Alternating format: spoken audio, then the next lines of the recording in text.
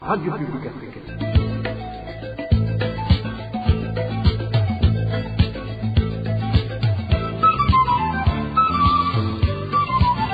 Radio Publique Africaine.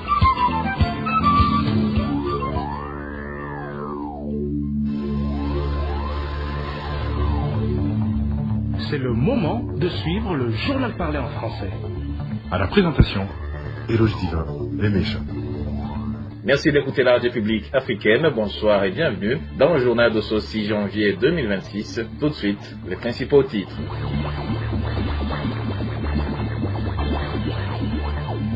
Les Burundais réfugiés dans le camp de Nyarugusu en Tanzanie continuent d'être victimes de graves violences. Après la destruction de leurs habitations, ils ont été informés ce mardi que l'armée tanzanienne allait être déployée afin de les contraindre à accepter un rapatriement forcé vers le Burundi.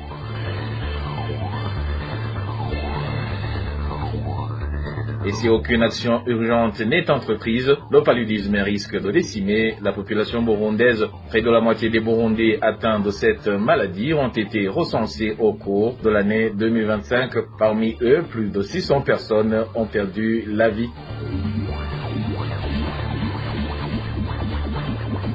Et enfin, dans l'actualité sportive, nous allons vous parler aujourd'hui des résultats de ce lundi à la CAN 2025, ainsi que les matchs attendus pour ce mardi, comptant pour la qualification au quart de finale. Voilà pour les titres, le développement, c'est dans quelques instants.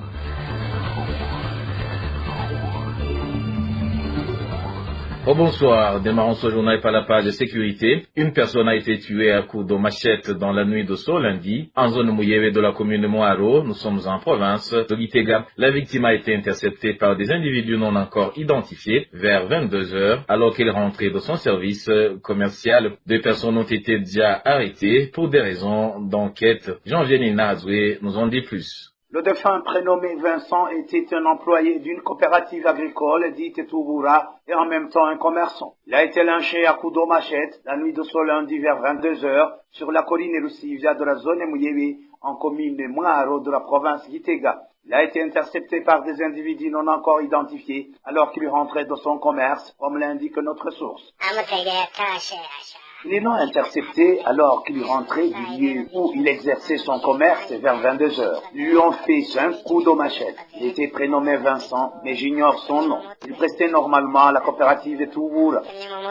Selon toujours notre source, la criminalité à armes blanches devient de plus en plus courante dans cette zone mouillée. Sur la colline Kibenga, dans la même zone de Mouyebi, récemment, une autre personne a été tuée à coups de machette. L'auteur du crime a été arrêté et incarcéré. C'est un motard prénommé Égide. Il s'est servi d'abord d'un gourdin avant de lui couper les bras. 2 garçons frères qui rentraient avec la victime prénommée Vincent ont été ipso facto arrêtés par la police pour des raisons d'enquête. Et 2 personnes ont trouvé également la mort ce lundi dans la commune de Muramvya, en province de Gitega. Selon les habitants du voisinage où le drame s'est produit, la cause serait la consommation d'une boisson alcoolisée appelée Kik. Ils ajoutent qu'une personne a déjà été interpellée dans le cadre de l'enquête. Les détails avec Hervé Niyuhire. C'est ce lundi dans un endroit appelé Muruvumela, situé dans la zone Kibumbu, commune Muramvya, province de Gitega, que des personnes dont il connaît sous le nom de Makoti ont trouvé la mort après avoir consommé de l'alcool. Selon les habitants, les boissons auraient été consommées dans un bar du centre de la localité. À l'endroit appelé Muruvumela, un drame s'est produit récemment où 2 personnes sont décédées après avoir consommé des boissons alcoolisées appelées Kik, parmi lesquelles une personne connue sous le nom de Makot. Selon les témoignages, ces personnes auraient consommé ces boissons depuis le matin. Selon notre source dans la commune Muramvya, le chef de la zone Kibumbu, accompagné d'autres autorités locales, a pris la décision de faire arrêter la personne qui a vendu l'alcool à ces individus dans le cadre de l'enquête. La personne qui leur avait servi ces boissons a également été arrêtée afin d'être entendu dans le cadre de l'enquête sur les circonstances du drame. Les autorités soupçonnent en effet qu'il pourrait y avoir eu des substances ajoutées à ces boissons. Le chef de la zone Kibumbu ainsi que celui de la zone Mbouye sont intervenus, l'incident s'étant produit à la limite entre les zones Kibumbu et Mbouye. Les habitants de la commune Muramvya expliquent que si ces boissons alcoolisées appelées kik font de nombreuses victimes, c'est parce que sont souvent mélangées à la boisson traditionnelle ou guagua, savana ainsi qu'à d'autres alcools portant différents noms. Dans ce contexte, ils demandent aux autorités administratives de prendre des mesures en fait de mettre fin à la prolifération de ces boissons dangereuses. La rédaction de la RPA n'a pas encore pu joindre l'administrateur de la commune Muramvya, Eric Murunziza, afin qu'il puisse réagir à cette situation. Et les accidents liés à la vente illégale du carburant se multiplient dans les communes de Kayanza, Ngozi, Kirundo et Muyinga. Ces derniers jours, plusieurs motos ont pris feu lors du transport de ce carburant. Les consommateurs accusent certaines autorités et des policiers de complicité dans le détournement du peu de carburant disponible au niveau des stations-service. Elvis Nyamungere pour plus de détails. Au sein de la ville de Kayanza, dans les endroits communément appelés Kumukoro, Mwibereshi, à l'ancien parking, à la station Karfani et à Kurubaho, des commerçants impliqués dans la vente fraudulée de carburant se donnent rendez-vous munis de sacs contenant des bouteilles en plastique remplies de carburant.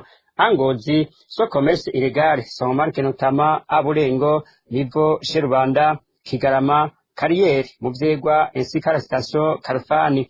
Des imbonerakure, conducteurs de moto en possession de radio Motorola, ils vendent ce carburant dans des bouteilles en plastique. À Kirundo, ce carburant fraudé est vendu au marché à une station située à l'endroit appelé Mukabande, ainsi que près des ateliers de réparation de motos à proximité de la banque BCB. Selon notre source parmi les conducteurs de moto, le carburant vendu dans tous ces endroits provient du détournement effectué dans les stations-service. Ce détournement est commis par des pompistes en complicité avec certaines autorités administratives. Ces dernières ordonnent aux pompistes de leur fournir du carburant en affirmant qu'il est destiné aux véhicules de l'État, alors qu'il est ensuite revendu sur le marché noir. Une bouteille en plastique d'un litre et demi s'achète à un prix variant entre 15 000 et 22 000 francs selon la ville. La même source indique que ces derniers jours, ce carburant vendu frauduleusement est à l'origine de plusieurs accidents. À titre d'exemple, à Muyinga, une moto qui transportait un bidon de carburant a pris feu ce samedi.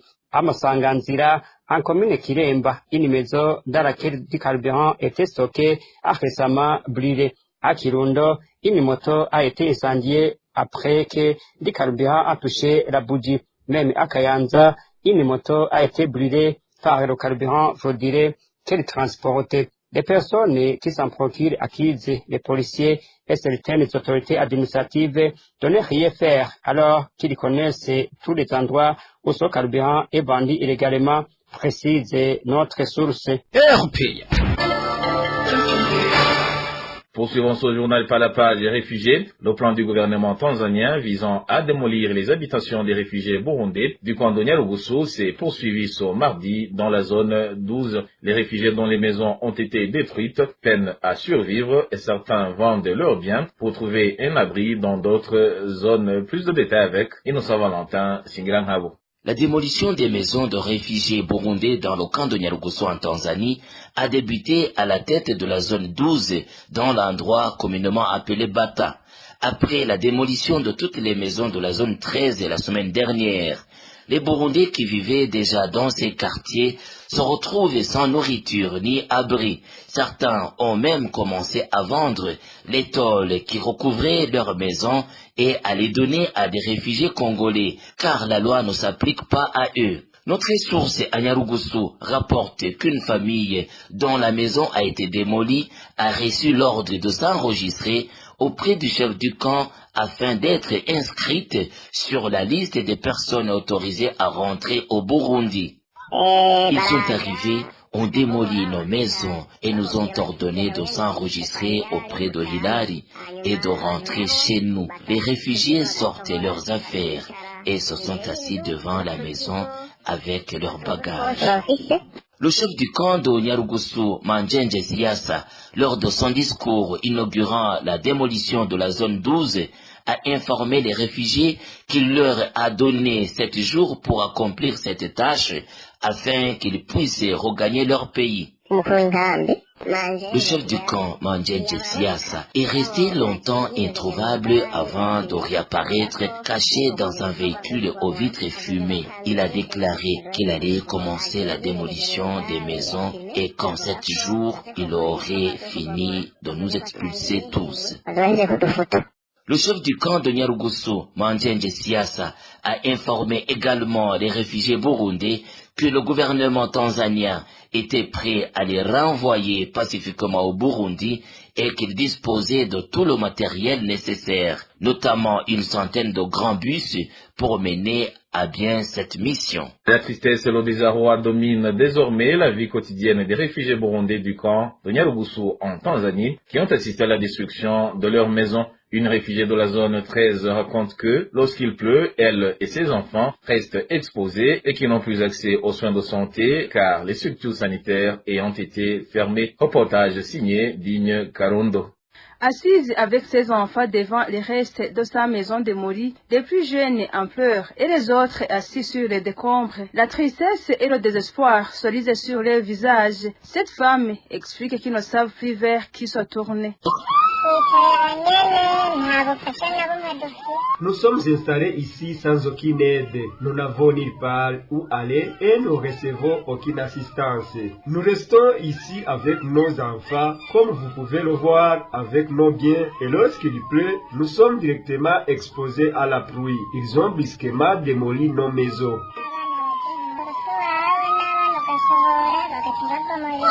Quand la pluie tombe, il reste exposé à l'eau en cas de maladie et il ne peut pas faire soigner ses enfants. Le centre de santé étant fermé, ajoute-t-elle.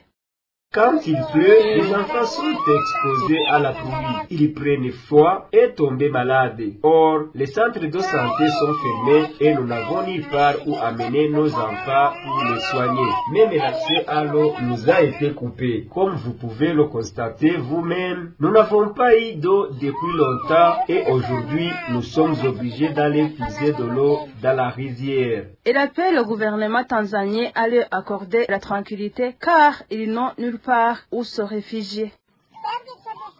Nous demandons vraiment à être aidés de pouvoir vivre dans la paix et la sécurité, d'avoir des habitations. Lorsqu'on nous dit de rentrer, nous ne sommes pas préparés à le faire. Nous avons été attaqués de manière soudaine. Nos maisons ont été détruites sans aucun avertissement préalable et nous n'avons nulle part où aller. C'est pourquoi nous lançons un appel à l'aide afin d'obtenir la paix et la sécurité et de pouvoir au moins trouver un endroit sûr où faire dormir nos enfants. Des maisons de la zone 13 du camp de Nyarugusu ont été détruites la semaine passée. Dans le cadre de l'opération de démolition des habitations des réfugiés burundais, le chef du camp de Nyarugusu a averti que si les réfugiés continuaient à refuser de s'enregistrer pour le rapatriement, l'armée tanzanienne pourrait être utilisée pour les y contraindre. Siassa Mandjenje a également précisé que la décision de démolir les maisons est irrévocable. Écoutons Siassa Mandjenje, le responsable du camp de Nyarugusu.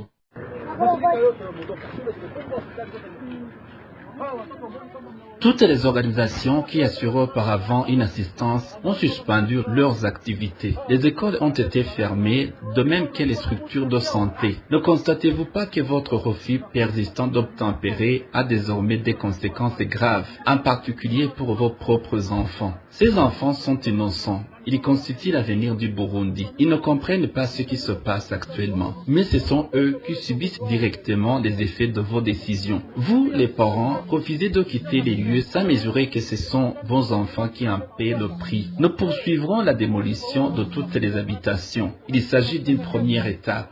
D'autres mesures suivront. Les maisons de la zone 13 ont déjà été détruites, mais certains sont revenus après avoir été induits en erreur par une femme dénommée Mélanie qui se présente comme leur responsable. Nous vous exhortons à ne plus vous laisser influencer par ces propos. Il est incompréhensible que, alors que nous vous demandons de rentrer dans votre pays et procédons à la démolition des habitations, vous persistiez à rester sur place. Que signifie ce comportement? Cherchez-vous une confrontation? Je le répète, prenez des décisions responsables. Nous entamons à présent les opérations dans la zone 12 et aucune habitation n'y sera épargnée. Nous vous demandons également de ne pas revenir sur les sites une fois les démolitions effectuées. Je tiens à préciser que notre objectif n'est pas de nuire aux enfants. Vous les parents êtes responsables de leur situation actuelle. Les structures d'assistance ne sont plus présentes. Vous ne pouvez donc plus rester ici sans perspective. Nous avons clairement indiqué que nous ne souhaitons plus maintenir cette situation. Cherchez-vous à provoquer une intervention des forces armées? Souhaitez-vous que nous fassions appel à l'armée comme cela a été le cas à Mutabira? Si l'armée devait intervenir, il n'y aurait plus de place pour le dialogue. Avant d'en arriver là, nous vous demandons de partir volontairement. Plus de 100 bus sont disponibles pour assurer votre retour vers le Burundi dans des conditions pacifiques afin que vos enfants puissent reprendre le chemin de l'école.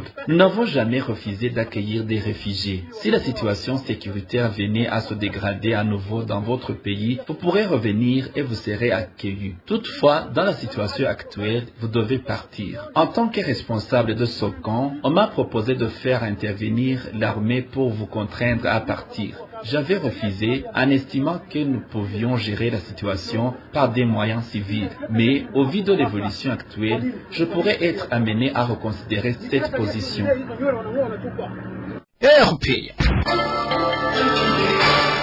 Je vous le disais en titre, plus de 5 millions de cas de paludisme ont été enregistrés au Burundi en 2025. Dans son rapport publié le 5 janvier 2025, le bureau de l'OMS au Burundi indique que cette maladie reste l'une des principales menaces pour la santé publique. Plus de précisions avec Rémi Delagakura. Le Burundi a enregistré 5 338 608 cas de paludisme et 644 décès en 2025. Depuis le début de la saison des pluies, de nombreux cas ont fortement augmenté, rapportent nos sources dans différents hôpitaux. Les stocks de quinine et d'autres antipaludiques ont été épuisés considérablement. Certains patients attendent des heures avant d'être pris en charge. Les soignants signalent des cas graves chez des enfants et des adultes. Selon nos sources, les hôpitaux manquent de lits. Certains patients doivent rester assis sur des bancs, d'autres dans les couloirs. Pour faire face au paludisme, l'Organisation mondiale de la santé indique qu'elle appuie la mise en place de normes, guides et directives est fournie en appui technique aux activités de prévention et de prise en charge, y compris la situation d'urgence. L'OMS signale avoir introduit le vaccin contre le paludisme pour les enfants, procéder à la distribution de masques de moustiquaires, pulvériser les ménages et mise en place la distribution régulière de fansidal aux enfants de 9 à 24 mois pour protéger du paludisme. Et dernière nouvelle de ce journal, le Nigeria et l'Égypte ont validé ce lundi leur billet pour les quarts de finale de la CAN 2025, la 35e édition. Ce mardi, 2 chocs sont attendus. Il s'agit du match qui va opposer l'Algérie à la République démocratique du Congo et celui de la Côte d'Ivoire contre le Burkina Faso. Désiré Atounimana nous fait le point.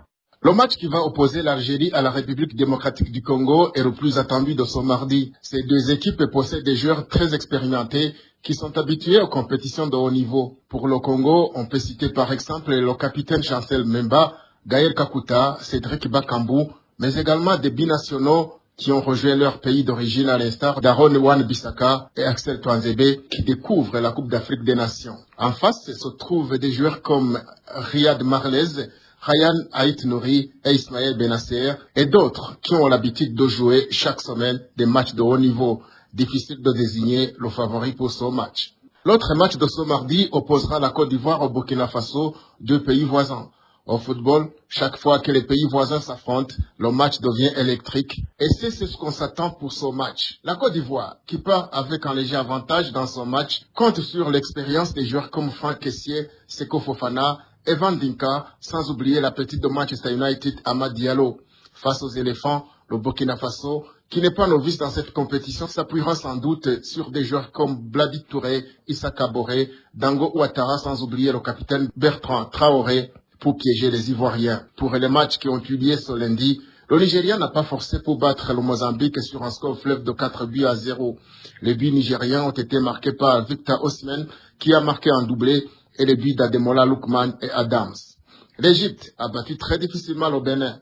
Les deux équipes étaient à égalité d'un but partout à la fin du temps réglementaire. Le but égyptien a été marqué par Marwan Atia à la 69e minute et celui du Bénin par Jodel Doussou à la 83e minute. Il a fallu la prolongation pour que l'Égypte se qualifie en quart de finale grâce au but de Yasser Ibrahim à la 97e minute et celui de Mohamed Salah à la 124e minute. En quart de finale, l'Égypte croisera le fer avec le Nigeria. Et voilà, chers auditeurs de la radio publique africaine, c'est par ce reportage de Désiré Atungimana que le journal de ce 6 janvier 2026 se termine. Merci pour votre écoute et je remercie également mes collègues de la rédaction et ceux de la technique pour leur parfaite collaboration. À la présentation de ce journal, vous étiez avec Eloge Divin Les Méchap. Je vous souhaite une agréable soirée.